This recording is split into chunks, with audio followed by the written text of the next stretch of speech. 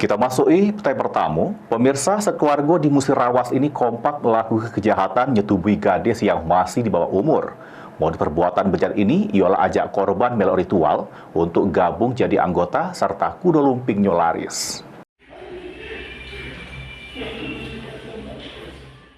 Tidak tahu apa yang ada di pikiran sekeluarga di Musirawas ini. Pasalnya mereka kompak bersekongkol nyetubui gadis di bawah umur bermodus ke mandi kembang sebagai syarat jadi anggota serta supaya laris kuda lumpingnya.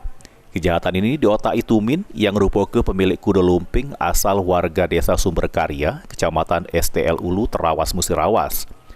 Perbuatannya pun didukung oleh bini sama anak betinonyo dengan alasan jadi anggota sama melok ritual supaya jadi makin cantik. Korban merupakan kawan dari anak pelaku. Pemula dari anak pelaku itu ngajak korban melok grup kuda lumpingnya. Pas November 2023, sesudah pelatihan pelaku ngajak korban untuk ritual mandi kembang. Malamnya pelaku Tumin yang sudah menyiapkan kamar ngelakukan perbuatan tidak senonoh tersebut. Korban tidak berani berontak karena takut. Kejadian ini dilakukan berulang kali sampai 4 kali, serta juga dilakukan oleh anak lanang Tumin sama 2 orang lain. Mirisnya kejadian ini didukung oleh bini sama anak betino pelaku dengan cara ngerayu korban serta ngancem aibnya bakal disebar.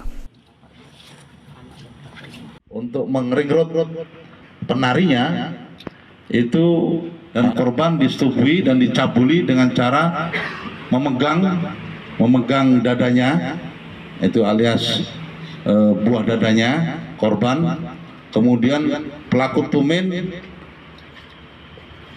agar syarat biar seni jaranan kuda kepang milik pelaku Tumin laris sehingga disewa oleh orang banyak. Korban sekali tampil menjadi penari diberi imbalan sebesar 50.000. Sekeluarga bejat ini harus mempertanggungjawabkan perbuatannya.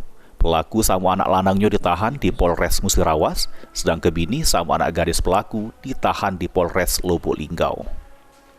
Mulyadi, PAL TV.